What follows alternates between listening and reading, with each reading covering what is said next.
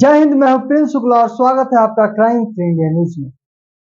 देश के रक्षा करने वाला, देश की जनता की रक्षा करने वाला देश के भारतीय सेना, जिस पे पूरे देश की जनता सबसे ज्यादा विश्वास करती है, आंख बंद के विश्वास करती है। बहन बेटी माँ सब इंडियन आर्मी पे विश्वास करते हैं। जो दुश्मन हमारा है वो हमारे दुश्मन से, विदेश में जो बैठे दुश्मन है वो हमारे देश पे जब वार करते हैं तो उनसे रक्षा करती है इंडियन आर्मी। लेकिन जब एक आर्मी के जवान को सताया जाता है देश के वो खाकी धारक इंसान के द्वारा, जब देश की रक्षा करने वाला इंडियन आर्मी के परिवार को सताया जाता है, इंडियन आर्मी को सताया जाता है, तो समझिए कि देश में जो खाकी में बैठे, जो देश के अंदर आतंकवादी है, आखिर उनसे उनकी रक्षा कौन करेगा? इसकी जिम्मेदारी किसकी बनती है?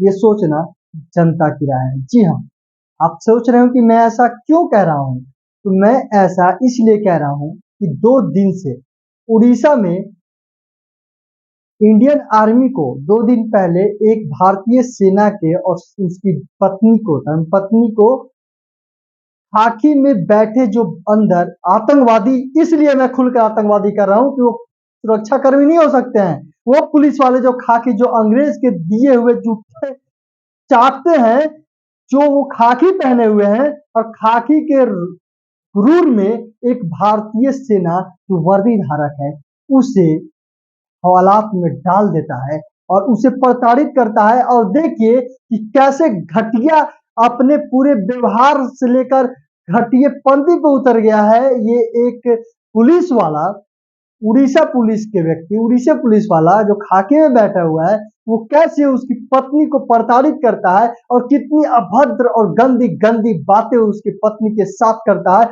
और उसकी पत्नी के प्राइवेट जगहों पर बुजदिलता से वार करता है। अगर हिम्मत है तो खुलेआम आकर उस आर्मी के जवान के साथ 2-2 हाथ करके अपना ले। क्यों? इतना हिम्मत तो था नहीं वो पुलिस वाले में, तो जाकर वो उसकी बीवी को, पत्नी को, इंडियन आर्मी को हवालात में डालकर उसकी पत्नी के साथ अभद्रता, गंदी से गंदी हरकत किया और छोड़ने का नाम नहीं ले रहा था। तब जाकर इंडियन आर्मी जब एक्टिव हुआ, आर्मी के बड़े बड़े ऑफिसर जब इसमें उसको साथ देना शुरू किए, इस घटना के संबंध में जायजा लेना शुरू किए, तब जाकर इस पुलिस वालों के ऊपर जब दबाव पड़ा तब वो इंडियन आर्मी को छोड़ा। उसकी बीवी, देखिए मैं वीडियो में दिखाऊंगा और सुनिए, और आप पहले सुन चुके होंगे। मैं खबर इसलिए इतना लेट बना रहा हूँ, ये खबर पुराना है, कि मैं देखा कि एक आर्मी ऑफिसर को प्रताड़ित करने के बाद जब आर्मी के ऑफिसर उस पर दबाव डालना शुरू किए, IAS IPS अधिकारी पे दबाव डालना शुरू किए, पुलिस सर्विस वाले पे दबाव डालना शुरू किए, तब जाकर अधिकारी को, एक आर्मी के अधिकारी को छोड़ा जाता है। और अभी तक मैं इसलिए इतना लेट खबर बना रहा हूँ कि छोड़ तो दिया गया, लेकिन अभी तक उन पुलिस वालों को सस्पेंड कर दिया गया है, लेकिन कार्रवाई क्यों नहीं किया? सबसे बड़ा सवाल तो यह है कि उन पे अभी तक कार्रवाई क्यों नहीं किया गया? सरकार के द्वारा, प्रशासन के द्वारा, राज्य सरकार के द्वारा कैसे उस पुलिस वालों को बचाया जा रहा है सस्पेंड के नाम पर? सस्पेंड करके उसे घर में सुरक्षित बैठा दिया गया कि तुम पे कार्रवाई के नाम पर बस सस्पेंड किया गया है, फिर बाद में तुम ज्वाइन कर सकते हो। उसको नौकरी से बर्खास्त क्यों नहीं किया गया? उसको निलंबित क्यों नहीं किया गया? बर्खास्त कर उसको हटाया क्यों नहीं गया? ये कागजी कार्रवाई में अभी तक क्यों नहीं आया कि उसको निलंबित कर दिया गया, उसको नौकरी से निकाल दिया गया है? बस ये कहा गया है कि उसको निलंबित नहीं, उसको सस्पेंड कर दिया गया, उस पर जांच चल रही है। अब विषय जांच की कहां से आती है? ऐसा कानून के क्या फायदा जो जब सारे खबर सामने आने के बाद, सारे बयान सामने आने के बाद भी हमारे देश का कानून जांच बैठाती है कि एक आर्मी ऑफिसर के कैसे प्रताड़ित किया गया? इसकी जांच होनी चाहिए। बताइए, तमाम ऐसे कई घटना सामने आती है जो देश के रक्षक है उनके साथ अगर जो बैठे अंदर ये सारे गुंडागर्दी करते हैं, जो खाकी में, वर्दी तो नहीं कह सकते लेकिन खाकी कह सकते हैं, क्योंकि वो अंग्रेज के दिया हुआ जूठा जो चाटते हैं ये पुलिस वाले, वो एक आर्मी ऑफिसर पे कैसे अभद्र व्यवहार किया? आखिर मेरा गला पकड़ के दबाने की कोशिश की तो मैंने उनका हाथ काटा है उसके बाद उन्होंने मेरे ही जैकेट से मुझे मेरे पीछे हाथ बांधे और एक लेडी कांस्टेबल के स्टाफ से मेरे पैर बांध के मुझे रूम में डाल दिया। फिर थोड़ी देर में एक मेल ऑफिसर आके मेरा ब्रा उतार के मेरे ब्रेस्ट पे किक मारना शुरू किया। भारतीय सेना के सिख रेजिमेंट के मेजर की मंगेतर ने उड़ीसा के भुवनेश्वर के एक पुलिस थाने में कथित यौन उत्पीड़न का आरोप लगाया है। आर्मी ऑफिसर की मंगेतर ने मेडिकल जांच के बाद मीडिया के सामने पहली बार खुलासा किया। उड़ीसा के भरतपुर पुलिस स्टेशन के कर्मचारियों पर मेजर की मंगेतर ने शारीरिक और यौन उत्पीड़न के गंभीर आरोप लगाए हैं। इसके बाद सनसनी मच गई है। मंगेतर ने पुलिस पर आरोप लगाया कि 14 सितंबर की रात को उनके साथ पुलिस हिरासत में बर्बरता की गई। पीड़िता के अनुसार उनकी कार को कुछ असामाजिक तत्वों ने रोका, जिसके बाद वे मदद के लिए भरतपुर स्टेशन का रुख किया, लेकिन उन्हें वहां मदद मिलने की बजाय शारीरिक और मानसिक प्रताड़ना झेलनी पड़ी। पीड़िता ने आगे आरोप लगाया कि पुलिस स्टेशन के अंदर मौजूद अधिकारी ने उनके साथ दुर्व्यवहार किया। वहां पर थाना प्रभारी आईआईसी भी मौजूद थे। पीड़िता ने अपने आरोप में दावा किया कि पुलिसकर्मियों ने उन्हें कपड़े उतारने पर मजबूर कर दिया। उन्हें शारीरिक रूप से प्रताड़ित किया गया। पीड़िता का कथित दावा है कि उन्हें रेप की धमकी दी गई। दूसरी तरफ पुलिस ने इन आरोपों को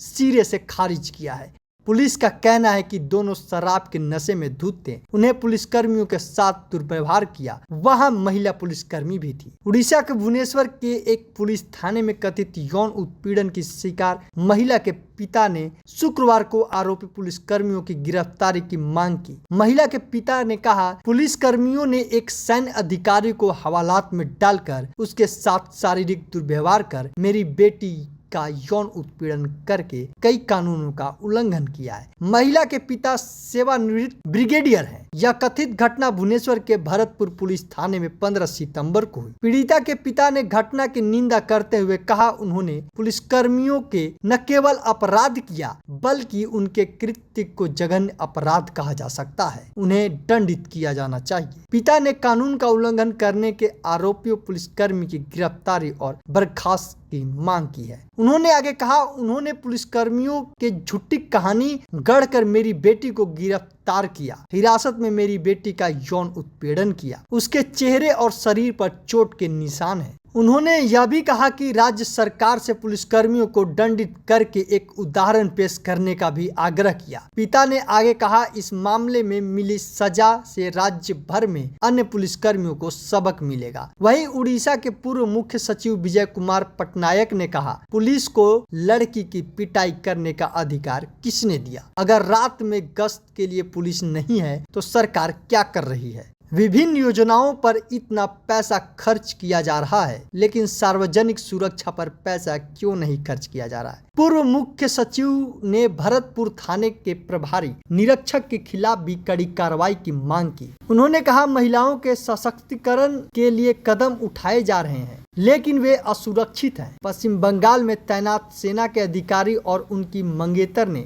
रविवार को भरतपुर थाने में रोड रेज की शिकायत दर्ज कराई थी, जिसमें उन्होंने आरोप लगाया था कि कुछ स्थानीय युवकों ने उन्हें परेशान किया था। थाने में प्राथमिक दर्ज कराने को लेकर सैन्य कर्मी और महिला का पुलिस कर्मियों से झगड़ा हो गया। पुलिस के साथ कथित तौर पर दुर्व्यवहार करने के आरोप में भुवनेश्वर में गिरफ्तार की गई महिला ने दावा किया कि हिरासत में लिए जाने के बाद उसका यौन उत्पीड़न किया गया। बृहस्पतिवार को महिला को उच्च न्यायालय से जमानत मिल गई। पीड़िता फिलहाल एम्स में उपचार करा रही है। Bureau report, crime free India news. तमाम ऐसे कई सवाल उठ रहे हैं और ये सवाल जनता से कि जब दिन प्रतिदिन एक आर्मी वाले के साथ, ये पहले केस नहीं है, कई ऐसे केस आए हैं, कई ऐसे मामले आए हैं जो देश के बॉर्डर पे हमारे सुरक्षा करते हैं, उनको उनके साथ, उनके परिवार के साथ देश के अंदर ही बैठे जो खाकी में जो गुंडे हैं, वो उनके साथ अभद्र व्यवहार करते हैं, उनके परिवार को प्रताड़ित करते हैं। आखिरकार जो देश से रक्षा कर रहा है, विदेश से रक्षा कर रहा है अपने देश को, उसको रक्षा कौन करेगा? ये जनता के हाथ में है। जनता के हित में ये फैसला लेना जनता के हित में, जनता अब इसकी फैसला लेगी। कि क्या इंडियन आर्मी को सम्मान मिलनी चाहिए, क्या नहीं मिलनी चाहिए, और जो ये घमंड में चूर होकर अंदर बैठे थाने में कि मैं ही सबसे इस एरिया का सबसे बड़ा आतंकवादी हूँ, मैं ही सबसे बड़ा गुंडा हूँ, मेरे से बड़ा गुंडा इस थाने का, इस एरिया का कोई नहीं हो सकता है। और इन्हें मैं जानबूझकर गुंडा कह रहा हूँ क्योंकि लाजमी है कि जिस प्रकार से व्यवहार किए हैं, ये कृत्य किए हैं, ये घटना को अंजाम दिए हैं, ऐसे एक आतंकवादी, एक गुंडा, एक मवाली ही करता है। ये पुलिस वाले का काम नहीं है। पुलिस वाले का काम होता है कि कानून के दायरे में रख के रक्षा करे, लेकिन ये कानून के सारे हदें पार करके महिला को एक कैसे लात मार प्राइवेट जगहों पे महिला रो रो कर अपनी सारे दर्द बयां कर रही है, और इंडियन आर्मी को अभी तक इंसाफ नहीं मिला हुआ। आखिर कब तक इंसाफ मिलेगा? सरकार इस पे कब तक मौन रहेगी? बस मीडिया में 2 दिन तक खबर चला, 2 दिन तक सुर्खियों में बना रहा, उसके बाद इस खबर को दबा दिया गया। आखिर क्यों?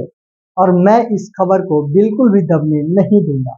मैं इसीलिए इस खबर को देर से बना रहा हूँ कि इस खबर को फिर से जगाया जा सके। सारे नेशनल मीडिया 1 घंटे के लिए दिखाकर मौन बैठते हैं, लेकिन मेरा डिजिटल भी है, मैं डिजिटल पे ही सारे जितने भी ये दुर्व्यवहार हुए हैं इंडियन आर्मी के साथ, उसे मैं दिखाऊंगा और बार बार आपको जगाऊंगा कि आप इस पे आवाज उठाएं, शांत ना बैठें और उन पुलिस वालों को निलंबित करने का आवाज उठाए, बर्खास्त किया जाए।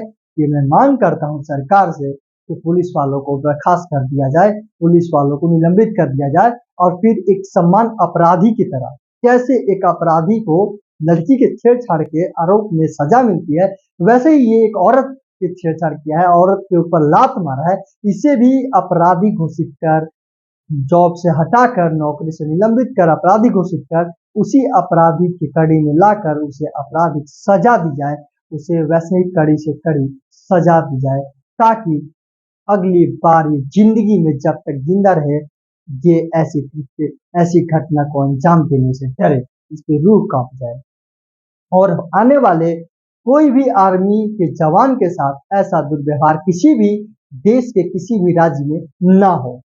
और मैं सभी इंडियन आर्मी के जवान के साथ हूँ, मैं देश की जनता के साथ हूँ, और इन्हें सजा दिलाकर रहूंगा, और सजा मिलनी चाहिए, क्योंकि ये एक देश के नौजवान के साथ, देश के जवान के साथ जो हमारी सुरक्षा करता है, उसके साथ दुर्व्यवहार किया, उसकी पत्नी के साथ दुर्व्यवहार किया, उसके फैमिली के साथ दुर्व्यवहार किया, तो इनकी सजा अति आवश्यक है मिलना। तमाम ऐसे कई खबर को मैं लेकर आता रहूंगा, और इस आर्मी की जो परिवार है, जो पत्नी है, धर्मपत्नी है, इसके दर्द को सुने, खुद फैसला लिया। तब तक के लिए बने रहे क्राइम फ्री इंडिया न्यूज के साथ, देखते रहें। जय हिंद, जय भारत। लाइक, सब्सक्राइब और शेयर करें, और सच का साथ दें।